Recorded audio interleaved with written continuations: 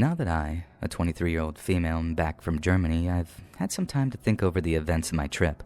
But it's hard to think positively considering what happened to me the last night in Stuttgart, and I'd like a place to talk about it.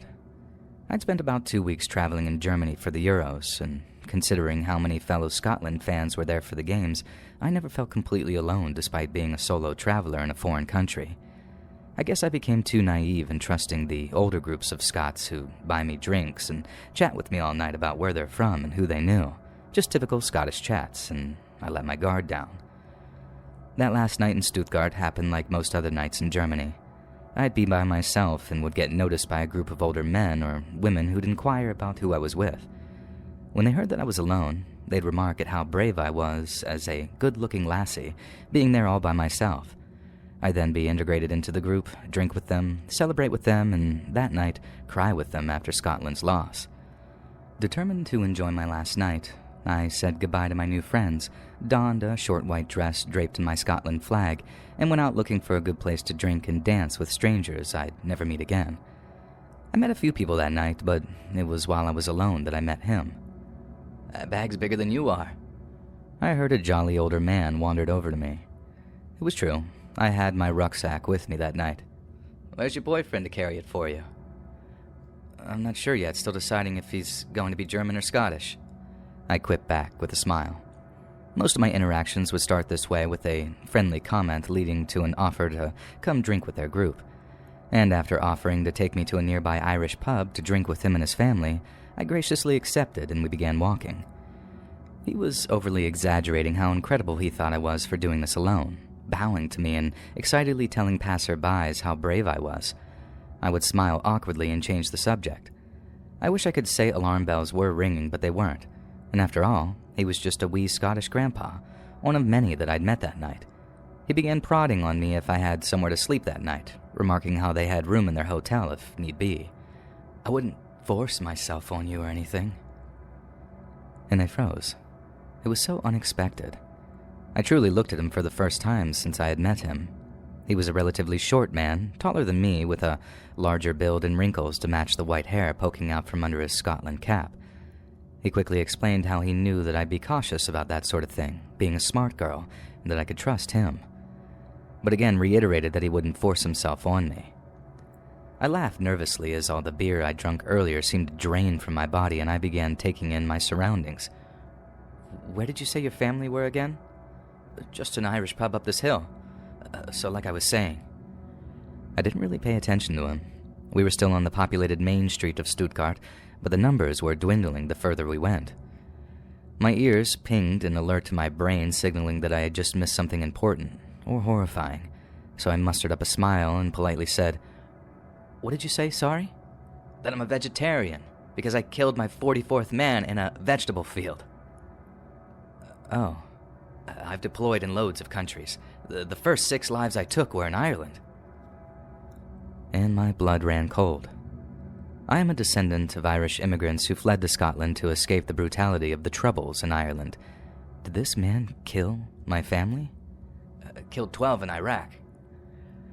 I could only listen to parts of his ramblings as I began desperately planning my escape, locking eyes with every person that walked past. There weren't many. We had almost reached the top of the main street now. "Why are you so tense all of a sudden?" The words brought me back to the conversation. "You know I can read you like a book. I'm doing all this for you, see? I want to protect you. And Molly, I can guarantee you right now, you don't realize how much danger you're in." I felt a gentle tap on my shoulder, spinning round to see a young German man smiling at me. "Scotland," he mentioned to my flag. "I love Scotland." "Is there anywhere to eat around here?" I blurted out, staring at him, praying that I'd turn around and the old man would be gone. Brief confusion crossed the German man's face before the old man began rapidly jumbling up the sentence, "Sprechen Sie Deutsch," in an attempt to sound as if he was speaking German. "Essen," I whispered, and the young man pointed in the direction we had just walked from. "There's a McDonald's down there." I turned back to the old man, whose look I could only describe as emotionless, as if he was staring through me, like I was no longer there. I felt another cold shiver before smiling. "I'm gonna go grab something to eat, but I'll meet you at the Irish pub later." As if snapping back to his jolly self, the man quipped, "Now don't be like that. I'm off to a rave just now. I'm playing at it. You don't want to miss out." "I'll catch you later." I smiled, and the man's face again dropped into a blank stare before he turned and walked off. I think the German man called after me, but I didn't hear him. I kept my head down and walked wherever my feet wanted to take me. I couldn't think, only walk. I don't know how I got to the train station or how I got to the hostel. There were no Irish pubs in Stuttgart, or at least not in that direction.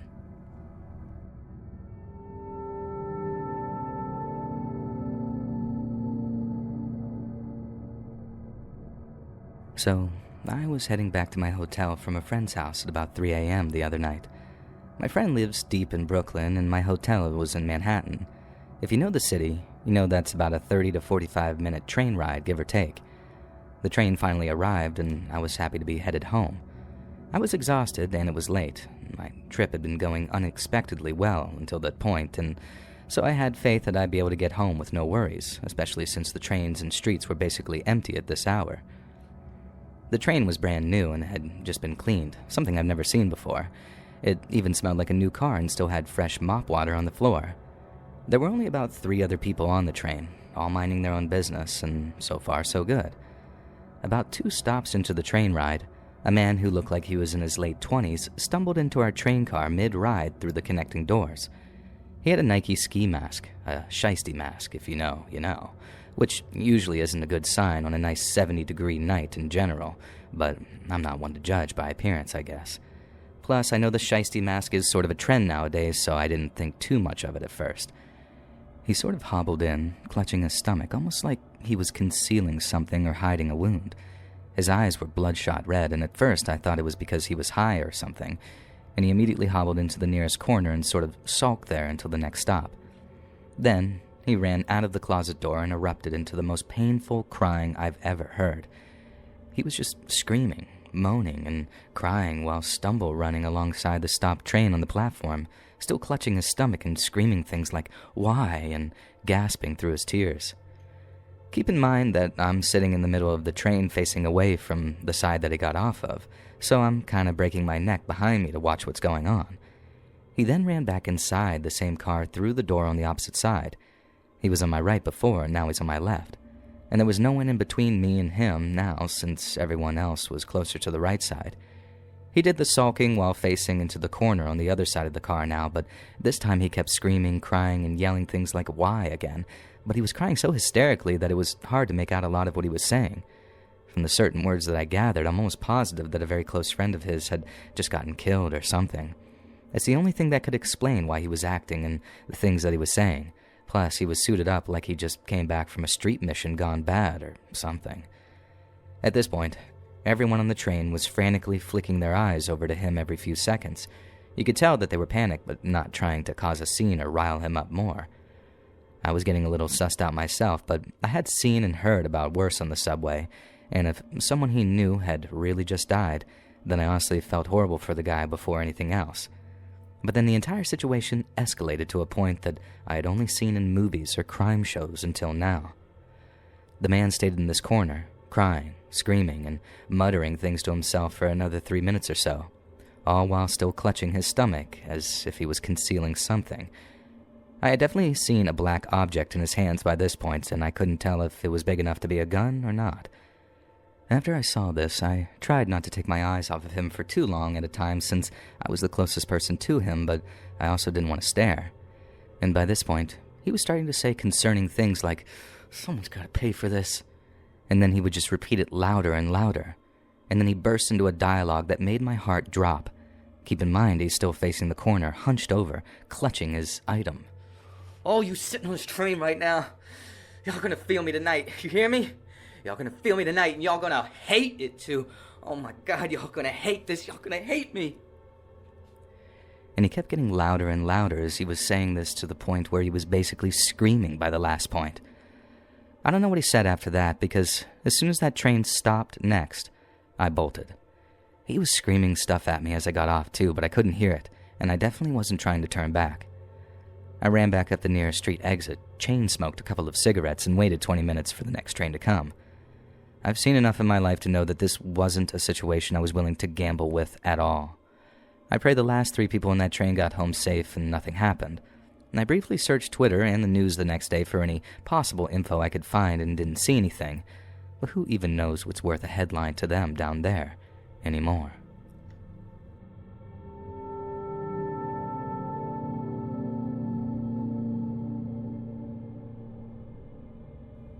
This happened last July, 2023, but a hilariously unfortunate Instagram notification reminded me of this unusual incident. My birthday was yesterday, and I, a 26-year-old male, got a Celebrate the Year notification that an algorithm paired with a picture of my black guy from when I first posted about what happened. And while this is far from the creepiest encounter on this subreddit, it's certainly a very bizarre and dangerous one. For context, I was a struggling homeless DoorDash delivery driver in New York City at the time of this incident. I say driver in quotes because back then, I didn't have a car or know how to ride a bike. I made deliveries either by taking the subway trains or limiting my delivery radius to a mile or less. I tried to stay in hostels whether I could afford them, but one unlucky night last July, I was out making deliveries at 4 a.m. since I had nowhere to go. Maneuvering on foot with food at this time made me an easy target, so I decided to stay near the highly populated and brightly lit Times Square area. I received an order from the Taco Bell in Times Square and accepted it since it paid well, and the destination was less than a mile away. As I turned the first corner, I felt something was off. I noticed 2 men walking closely behind me, and given the bright lights and tourists surrounding me, I initially dismissed the uneasy gut feeling that I was being stalked. And then they started walking faster and closer. I started changing my movement patterns, and they copied my exact movements. At this point, I realized that they were probably after the food that I was carrying, and I eventually yelled out loud, "Back off!" And they kept following closely behind. I started walking faster, and the men didn't stop, and they started increasing their speed. "Back off!" I yelled more aggressively, and they continued to follow closer. Tourists and bright lights still surrounded me, even at this point. As I approached the intersection into the following neighborhood, I continued shouting at these stalkers, and one of them yelled, "Shut up!" while the other punched me right in my right eye. Luckily, this caught the attention of the police who were right at the intersection where I was hit. Unfortunately, this was also the moment that I lost faith in the NYPD. The men that attacked me fled at that moment, and 2 cops started chasing them. However, the bumbling morons lost sight of the attackers before even a minute passed. I stayed at the scene for about a half hour or so with about 6 officers, with a couple of them interviewing the many witnesses around. I remember feeling a sense of validation for what I just went through when one of the witnesses came up to me and said, "Dude, that's messed up, man. I hope they get him."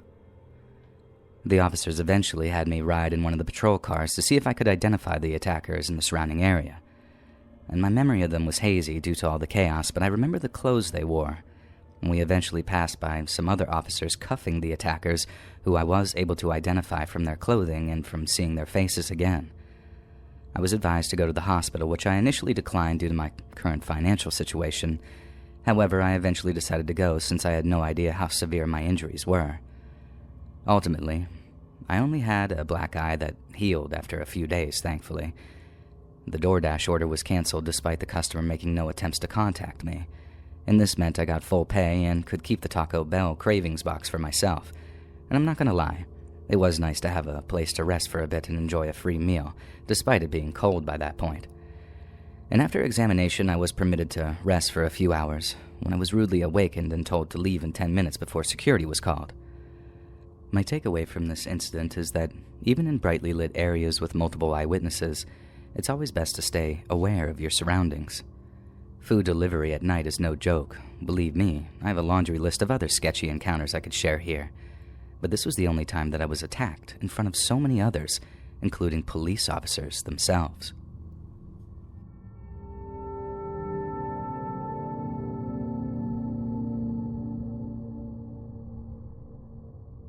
I hope this is the right place to share this, as this happened about 5 years ago. Well, Actually, 7 years ago, I realized the recording is timestamped, so I did make a mistake, and I can also provide the sleep recording if it's allowed. You see, I was spending the night at my friend's house with another friend. It was summer, so we slept with the windows wide open, and she didn't have a screen on her window. We were in a safe area, so we didn't think anything of it. I slept right next to the window with my phone on the windowsill. I used a sleep recording app on my phone because I was known to talk in my sleep, and it was amusing to hear what I'd have to say. It's also important to note that we were completely home alone that night. This time, however, my phone recording caught a man's voice. The first thing sounds kind of like a grunt. Her window was high up, but not second story high, and her house was kind of on a slope. And then we heard a man say, "Oh, hello," in a loud and almost cheery voice. And at the end of the recording, you could hear the man whisper, "Oh, God, something is wrong." Now, thank the heavens nothing happened that night. We weren't sure who the hell it could have been, and it sounded like a full-grown man, and as mentioned, no one was home. I never slept over at her house after that, which I felt bad about because she was absolutely petrified to sleep in her own room again. She also never slept with her windows open again. We don't know if he was trying to break in, or if maybe he thought that it was a buddy's house but then saw 3 teenage girls all cuddling and sleeping together. I'm not sure, but I still get goosebumps listening to that recording. I still don't sleep with the windows open, and I live nowhere near her now. Hello.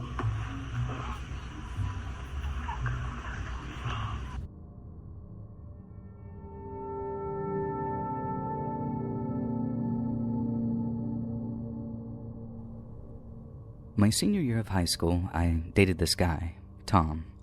We dated for over a year, but the relationship was not good.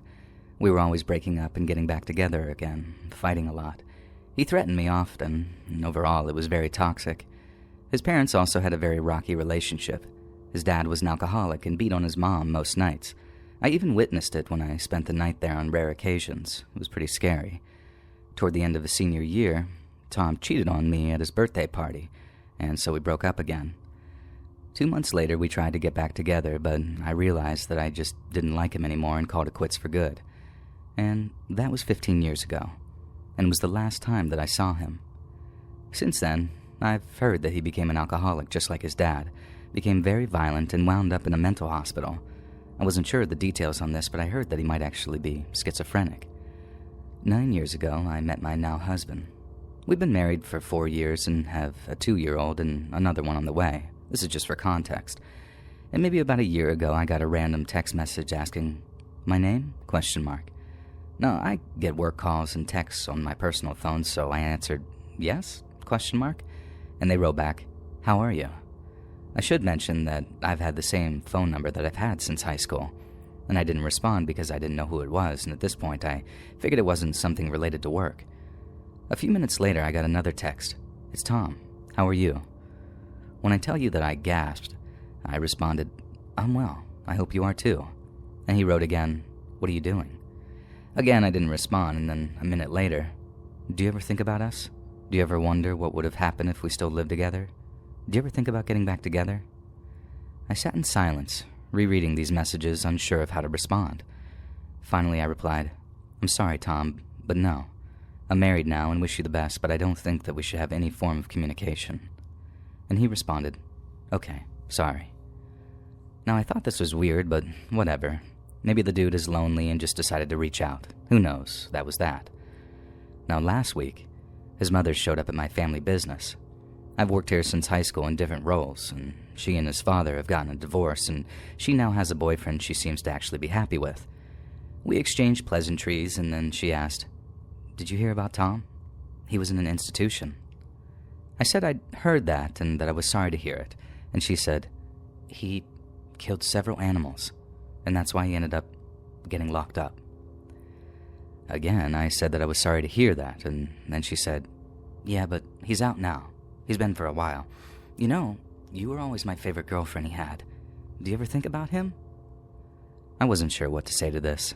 I wanted to say, "Lady, I was in high school, no." Instead, I said, "No, I'm married now with a toddler. I don't have much time to think about anything."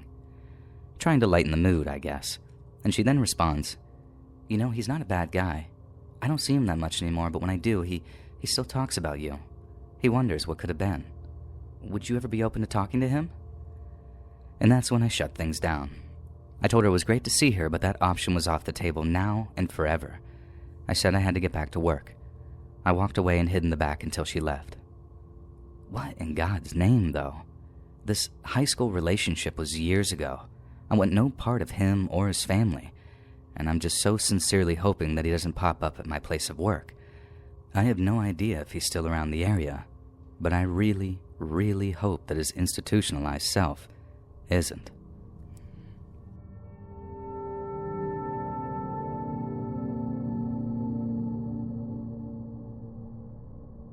A few weeks ago, me, a 23-year-old female, and a friend, a 24-year-old female, planned to go to an event together since we only had free time after work, and we decided to get an Uber so we wouldn't take too long to arrive and could enjoy more. The first half of the ride was really normal. It seemed like a normal, polite dude. But as soon as we got to the highway, his attitude seemed to change, and he seemed a lot more irritated. Me and my friend didn't pay much attention, though, and just kind of kept chatting between us. Our attention was drawn when he started shouting with another driver. He turned to us and said he was going to pull over. I tried objecting, but he ignored and pulled over anyway. He reached out for the glove compartment and pulled out a gun. It's important to note that guns are illegal in my country. We were just watching this unfold with held breaths, and when the other guy drove away, we let out a sigh of relief. But then, we were still stuck in a car with a crazy dude with a gun. And after that, he went back to driving and apologized to us, saying that the guy was tailgating him. I let out and, oh, got it. And he kept talking. That guy's lucky that you two girls are here, or else I would have followed him and shot him in the face. Sleazy idiot. I look over at my friend and she's in shock and paralyzed. I'm in shock too, but trying to keep my cool because the last thing I want is to get him annoyed at us. If he was willing to shoot that guy for tailgating, I didn't want to know what he would do to us if I said the wrong thing. No, it's okay, I understand, I say, trying to appease him. These guys need to be taught a lesson, he continued while I just agreed with my head. I did that before, you know. You just trap the guy in an empty street and when he leaves the car, bang. Did he just admit to murder? Was the only thing running through my mind. But I managed to keep calm and just agreed with him the rest of the way. He did deliver us in the right place with no more incidents, and I waited a few weeks to report this since he had my home address and wouldn't be hard to figure out who reported him. Nobody showed up in my home with a gun, thankfully, at least until now, and an Uber has answered my report saying that they started an investigation, and I hope this guy doesn't do this to anyone else.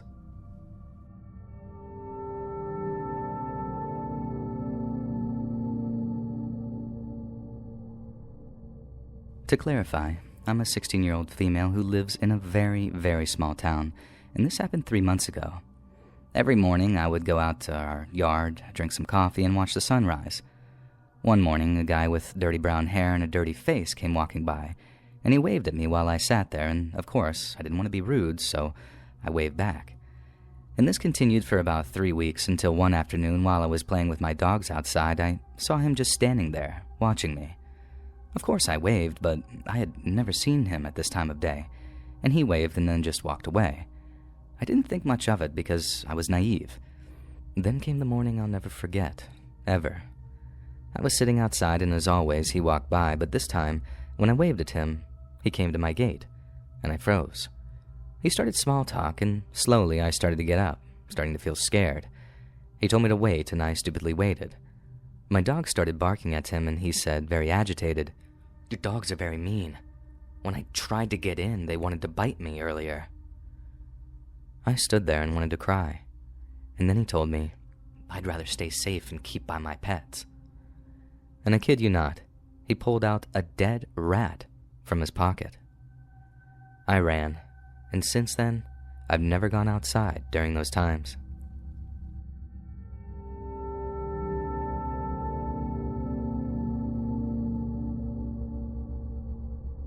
I met a guy on Tinder. There was a good feeling from the start, and we quickly decided to see each other. He asked me to come and sleep at his place, which I accepted because we had mutual friends, and I told myself that he was definitely someone I could trust. I arrived at his house at 9 p.m., and I immediately saw that he was not as I had imagined. He looked dirty. His apartment resembled a squatter's nest, and there was a smell of stale tobacco in every room. When I came into his house, I saw a stack of books on autism, and I asked him about it. I learned at that moment that he is autistic with Asperger's and has difficulty differentiating right from wrong. He told me that he knows how to analyze nonverbal language very well and that he can tell what a person is thinking just by their attitude. I don't know much about neurodivergence, but I immediately wondered what his inability to recognize right from wrong meant. He offered me a glass of alcohol, which I accepted, and as I followed him into the kitchen, I saw a weapon placed on the counter. I panicked a little when I saw this, and seeing my reaction, he explained that he was not loaded and that it belonged to his father. I never knew if it was a real weapon, but I started to feel uneasy at that point. On Tinder, he told me that he wrote quite a bit like me, so he showed me a poem that he wrote on his computer. It recounted the assault of a child in quite precise detail, and I freaked out but pretended to appreciate his talent because he was really starting to scare me. He then talked about his ex, and he told me that they had fun choking and drowning each other in the shower because they wanted to know what it felt like to have control over the other's life. It was too much at that point. I had brushed aside many red flags in just a few hours, but I just wanted to leave. The only problem was, I had to sleep at his house, so I had to find a plausible excuse to leave without him realizing I was fleeing the situation. I was afraid that he had bad intentions and would come after me if he understood that I was afraid and had figured out his little game. I discreetly sent a message to my father with the address so that he could pick me up immediately. I explained to the guy that ultimately I couldn't stay, but that I was really disappointed not to be able to stay longer. I played the hypocrite to perfection. At that moment, we were both in bed, and I was just looking at my phone, waiting for only one thing, to find out when my father was going to be there. And at one point he asked me if I was in a hurry to leave because he noticed that I was looking at my phone regularly. I was scared because I remembered him saying that he knew what a person was thinking just by their attitude, and I told myself that he was going to take action if I didn't hide my fear. I managed to make him believe, at least I had the impression, that everything was fine and that I was in absolutely no hurry to leave at all. He offered me a massage, which I tried to refuse, but not wanting him to understand my discomfort, especially since I was soon out of trouble, I accepted. I found myself in my underwear with him on top, and it was horrible. And just as he was about to touch my chest, my phone rang, and my father was in front of his house. I got dressed up quickly and barely said goodbye as I left the apartment. I sent him one last message explaining that I didn't want to follow up because his behavior really freaked me out, and then I blocked him. One of my friends matched with him on Tinder a few days later. He had offered for her to come and sleep at his place, and I warned my friend, who didn't follow up on this guy.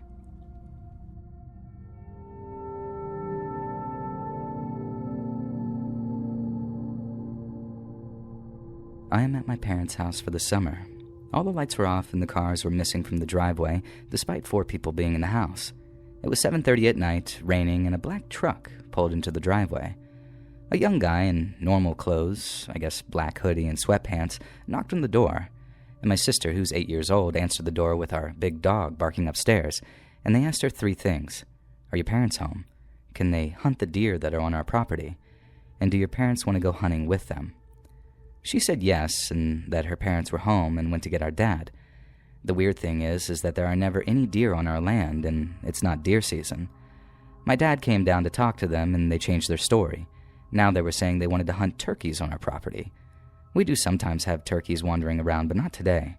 They told our dad all about the many guns they had in their trunk, and they said that they came from Alabama to hunt.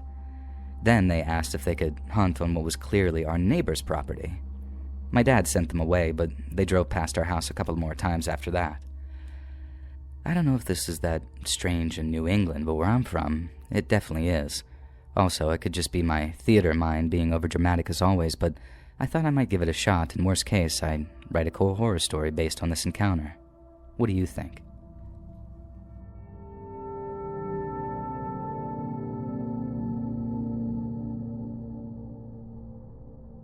I was 11 years old when this happened. Currently, a female, 24 years old, visiting my dad and stepmom over the summer in Saskatchewan, Canada. My dad worked long days during the week, so on her off day, he would plan for my stepmom to take my sister, 8 at the time, and me out for a day to bond with us as we didn't know her super well yet. She took us to get our nails done, to the mall, and on the way home we stopped at a McDonald's. We planned on eating inside the restaurant, but it was very busy, so my stepmom asked my sister and me to find a table and wait there while she went to the counter to order our food. I noticed this rough, older-looking woman, possibly in her 60s or 70s, looking towards the table my sister and I were seated at. All I could remember was thinking she looked like a drugged-out Susan Boyle. She appeared possibly homeless and addicted, so I didn't give her much thought, letting her do her own thing while I tried to talk to my sister about random stuff. Once my stepmom came back to the table, this woman was already approaching us and then stopped behind us. She just said hello, so we all kind of said hi back and tried to ignore her. She asked if we were my stepmom's daughters, and my stepmom replied, "They're my stepdaughters," trying to simply shut her down quickly. The lady said we were beautiful girls and began to walk towards the door. She stopped one last time and asked, "How old are they?" And we had the impression that she was on her way out, so my stepmom just said, 11 and 8. And her eyes lit up. She looked at me with a strange expression. "I've always wanted an 11-year-old. I'd buy her from you." That definitely crossed a line, so my stepmom finally told her that we were trying to eat lunch and asked her what she was even saying in a somewhat aggressive tone. The lady got one last look at me and then finally left.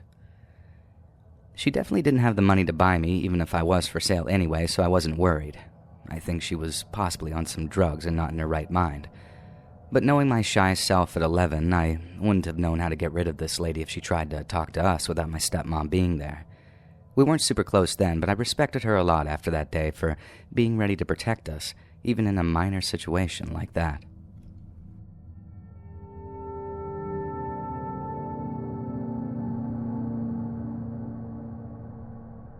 This happened a couple of weeks ago. I was heading home from my friend's house one night at around 11:30 p.m.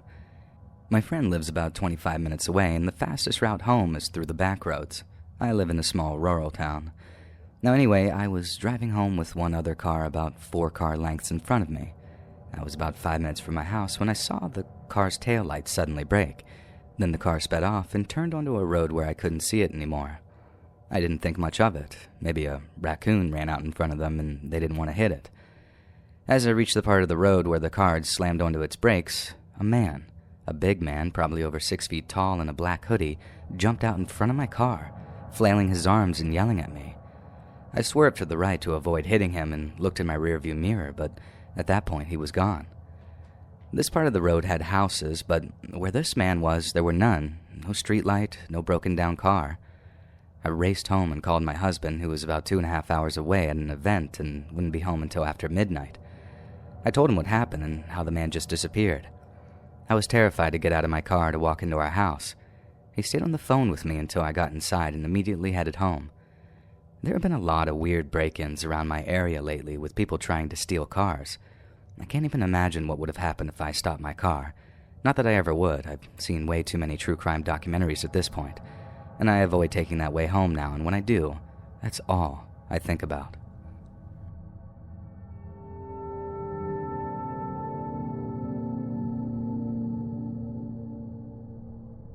Yesterday, I celebrated my birthday. I invited my ex-girlfriend, Emma, because we're still really close friends. She took the train to get to me, which takes about 1.5 hours and requires changing trains twice. She left around midnight, so she should have been home at around 1:30 to 1:45 a.m. Shortly after 1 a.m., she texted me about a weird dude following her after striking up an upsetting conversation with her about, quote, whether she was gay. When she truthfully answered that no, she's just trans, hoping he would go away if she was friendly enough, he went on about why she was trans even though she knew it was satanic. He also told her that he'd already noticed her on the train that same morning, which just strikes me as especially creepy. She got off at a stop intending to wait for her subway home, but he got off with her and wouldn't leave her alone. The next subway to her place wouldn't come for another 25 minutes and the stop was completely deserted. She sent me multiple anxious voice messages until she eventually called me, borderline crying and panicking, saying that she had run away from the station and was now lost, with little idea where she was, even less than an idea of how to get home, and her phone was at 8% battery. She didn't have any money to call a cab either. She couldn't go back to the station because this guy was presumably still there, and he had followed her when she had tried to take the next train to the direction that she had come from in an attempt to get away from him. I advised her to call the police, which she did. They apparently came and took her statement and left again, leaving her there on the outskirts of a big city with still no idea how to get home. I told her to use Google Maps to try and get home and try to save some battery, but to update me periodically. She called me again a few minutes later, saying that she was 45 minutes on foot from home, but had thankfully managed to reach her mother, who was coming to pick her up from where she was, and I stayed on the line with Emma until her mom got there. And I'm so angry. Emma already struggles with severe anxiety and agoraphobia. The fact that she managed to make it to my birthday party is an achievement for her, and this is not going to help at all.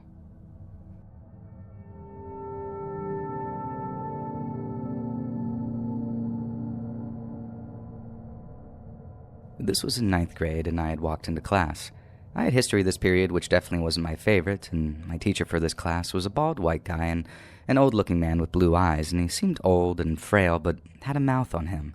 I won't say his name for privacy reasons. He was weirdly really nice to all of his female students, always giving them compliments and calling them a good girl. I don't think of it as something weird until I heard countless girls sharing things about what he would say to them. He'd act really weird and flirtatious with the young female students and talk to them as if he weren't their teacher. Most girls felt really uncomfortable while being in the room with him and even nervous. He had this aura that was off, and it made the whole classroom feel sort of eerie. It would be very awkward listening to him talk with his students, and hearing it would make your skin crawl. "You're such a bad girl," he'd say. "Doesn't it just sound wrong? Let me know if I'm overreaching here." Now, one day, he just disappeared and was never seen again. People flooded their social medias with different theories on why he was gone. Some of them were outrageous, but could be true. But it turns out, he was a predator and had assaulted many girls in our school, and he was actually arrested soon after and apparently never seen again. More girls came out with more stories about it, sharing their experiences. And I saw this as a relief because most of the time he'd make all of his students feel uncomfortable anyways, including myself. But really, good riddance is all I can say.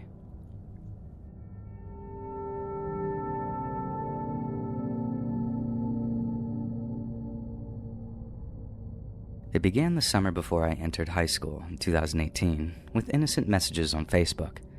I never understood why he continued to message me, and after a couple of days of him texting 6 to 7 times in a row without reply, he stated that he was 26, from my hometown but stationed elsewhere in the army, and had plans to find a young wife to cherish.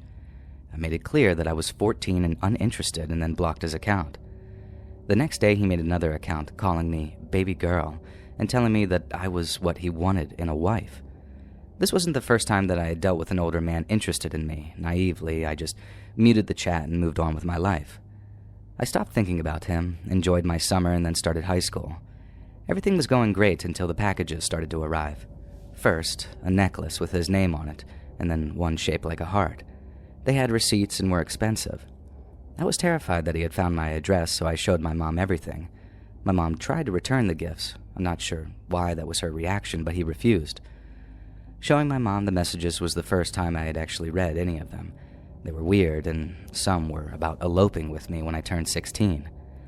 My mom found out that he went to the high school with both of my older siblings. My sister recalled him as a weird anime nerd, and he was friendly towards my brother, also an anime nerd.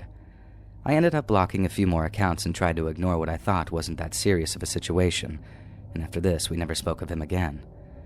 One afternoon in November of my freshman year, I was in my gym class with friends when I received a call with no ID. My friends told me to pick up, thinking it was a telemarketer or spam that we could mess with. We all heard something along the lines of, "I'm waiting outside the gym for when you get done with class."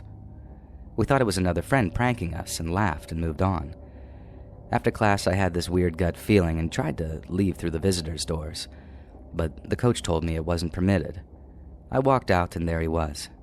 He grabbed me by the throat, jammed his mouth against mine, and told me he was disappointed I wasn't wearing the jewelry that he had got me, and then walked away. I sprinted to my theater teacher, the only teacher I trusted, and cried for the rest of the day until convincing my brother to pick me up. I blamed the tears on the recent passing of my grandpa. I kept receiving CDs, mixtapes.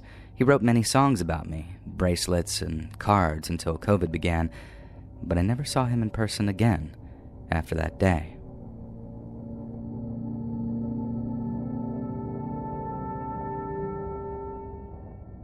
So, I'm a 19-year-old male, and my family moved into a nice house some months ago, back in November 2021. We had planned moving for years and basically already secured the house for us when the pre-owners, who apparently went to school with my parents in the 90s, were still living in it. We got the house sometime around the summer of 2021, but had to wait a few months for them to actually pack all their stuff and move out entirely, as their new house couldn't be finished in time because of COVID.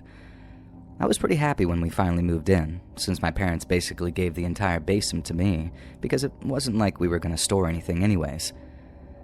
We moved from a 70 meters squared flat to an almost 200 meters squared. Don't know the exact numbers, but probably 3 times the size, but I'm just guessing. House with 3 floors and all of that. I was really impressed because we lived pretty poor for my country, in Germany, and up to this point I had to share a room with my 6-year younger brother for as long as I can remember. And as you can probably guess, I had no way to fill all the space with my stuff. Basically just set up my PC and my desk in the corner of one room with my bed and a wardrobe in the other end of the room. This was the room the furthest from the emergency exit, as my family called it. Basically just an old wood shed embedded into the ground, which the pre-owner made accessible from the inside the house by removing a wall and putting new steel bars between the basement and the shed. It freaked me out the moment I first saw it. There are all sorts of bugs and spiders crawling in there, and it smells like no one has cleaned it in there since the house was built. A really, really heavy, dusty smell comes up every time you move a wood piece even by an inch. On the other side of the shed's door is our yard, directly accessible by a small fence. Usually, because of my very impulsive dog, no one tries to go near the fence, as he'll storm the window and bark at the slightest gush, like a bird pooping on my car and the poop making a splash, or some random pedestrians walking by like 5 meters away. No idea how he hears these things. I usually just run after my dog to the window just to discover what it was afterwards. For the last few weeks, however, I've been woken up several times by a weird squeaky noise at night. Up until earlier today, I have no idea where this noise was coming from. Then my dad opened the emergency exit door from outside, and I immediately felt uncomfortable. This was the noise I heard all the time. When I confronted my mother about it, as she could be the only one going through that door, my dad works night shift 25 minutes drive from home, and my brother's away on school trips since this morning. She said that she would never go through that shed. She, quote, couldn't even climb in or out without breaking her legs. I went with that answer, as I would probably hear the door connecting our basement with the rest of the house too if she were to go in or out through the door. I confronted my girlfriend, who stayed at my place for the weekend, and I remember hearing the noise clearly, but at that point, I just assumed that one of my family members were sneaking out or something, so I kept quiet. She said she didn't hear anything. I told myself that I had probably just imagined or dreamt it, like those dreams that repeat every now and then. At this point, I'm feeling very uncomfortable and paranoid about the situation. When it got to evening today, I showered and got ready for bed, but wasn't really tired, so I stayed on my phone for a few hours, up to around 1 a.m., just watching TikTok and doing Duolingo. Then I heard the noise again. Somehow my dog had not heard it, and my family has never heard it, and my girlfriend has never heard it either, and I'm just lying in bed not knowing what to do. But I decided not to be a coward, so I opened the WhatsApp chat with my girlfriend and start recording with the flash on in the low-quality WhatsApp video, because I was panicking and thought that I'd be more likely to send it directly to her if I had to confront someone. I ended up with a 3-minute video of me slowly scanning every inch of my basement with the camera first, and I thought that they would 100% be able to spot me with the camera with a flash on, so I armed myself with a sort of makeshift weapon from a chain and an old lock. Now fast forward 2 incredibly long minutes. I look like an incredibly paranoid idiot and end up sending the video to my girlfriend by accident. I can't remove it because she is very insecure, and a deleted message in the middle of the night would certainly bring up more problems than just sending it. I'm sorry for the long post, I just had to put this somewhere. I don't know where else to turn to, as no one would believe me, and I don't think it's a mental problem, as I've been fairly mentally stable my whole life with no family history of mental illness. I just don't know where to turn with this, as it is really messing with me right now. I'm definitely going to call off work tomorrow and look further into this. I can't set up a camera, as my old phone's camera only works when unlocked, and the screen would definitely be visible in case of an actual intruder. I don't know how they would react in such a situation, but I sure am not going to find out. I've heard stories of people living in other people's houses without them knowing, and I'm pretty sure that's probably what I'm dealing with. But if I told this to anyone else, they would tell me that I'm just imagining things or that I'm going crazy. And I hope that maybe you guys can give me some advice on how to proceed.